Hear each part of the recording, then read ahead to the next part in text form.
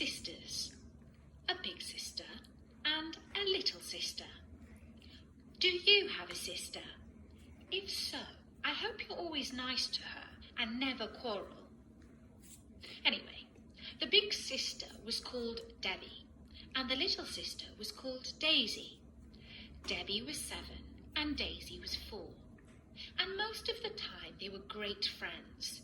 Even when Daisy broke some of Debbie's toys, she didn't mind too much. And most of the time, Daisy didn't mind being the little sister, but just occasionally it made her very cross indeed. And this story is about one of those days. It started out a pretty ordinary sort of day.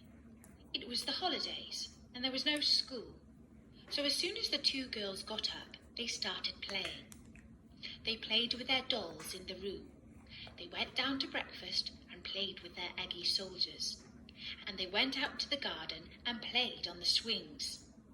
And Daisy decided it was shaping up into quite a nice day, because the thing she really liked best of all was playing with her big sister. But then it all started to go very wrong. "Come on, Debbie," said their mum. "It's time to go to Girl Guides." Me come too, said Daisy, jumping up and down. "Don't be silly," said Mum. "You have to be 7 to join the Girl Guides." Daisy felt a bit cross about that. Still, it would be fun when Debbie got home. But when Debbie did get home, she didn't have any time to play. She had to work on her school project. "Can I work on my school project?" asked Daisy. But Mum just laughed.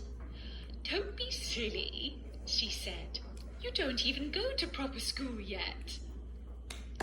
And Daisy felt a bit cross about that as well.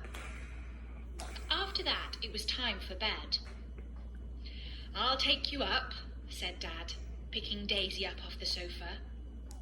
"What about Debbie?" said Daisy. "She can stay up later," said Dad, "because she's the big sister." And that, thought Daisy, is that. Now I'm really cross. Really. "It's not fair," she wailed. "When am I going to be the big sister?" Dad paused for a second. "Well, never," he said.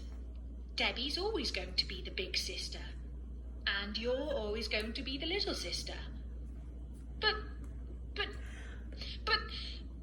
But Daisy was so cross she couldn't even finish the sentence.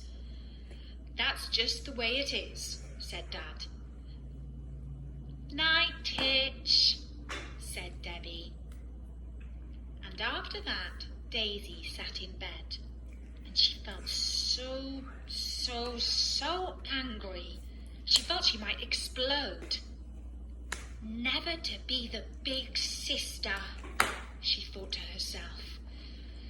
It's just not fair. She was about to close her eyes when suddenly she saw a fairy at the bottom of her bed. "Who are you?" she asked.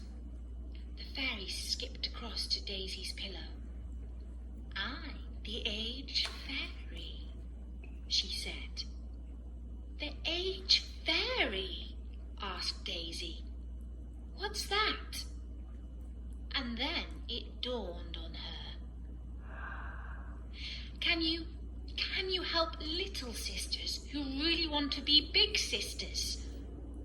The fairy nodded, but only if they really want to. "I really do," said Daisy. "Really. And so the fairy